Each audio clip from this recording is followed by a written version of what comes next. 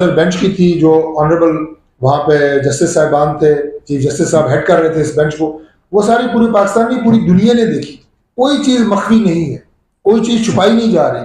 और फिर chief justice साहब ने आज जो अंदिया दिया और उन्होंने इस बात की वजाहत की। अब ये वजाहत की उन्हें क्यों जरूरत पड़ी कि वो ये वजाहत करते? उन्होंने कहा कि मैं ये बात बताना चाहता हूँ कि जो जजेस इस्लामाबाद में मौजूद थे उन पर मुश्तमिल आज ये बेंच बनाया गया है, और आगे शायद मजीद जजेस अगर इस्लामाबाद होंगे तो हम इसको एक्सपेंड करके इसको फुल कोर्ट तक भी ले जाएं। ये वो प्रेशर है, ये वो दबाव है जिस पे पाकिस्तान तहरीक इंसाफ अदलिया को बार बार अपने कॉन्डक्ट के जरिए, अपने अमल के जरिए लेके आ रही है।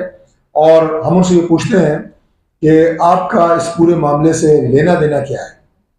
अदलिया, अगर मैं कहता हूं कि इससे ज्यादा काबिल मजम्मत चीज कोई नहीं है कि पाकिस्तान में किसी भी अदालत के ऊपर जो है वो दबाव डाला जाए, किसी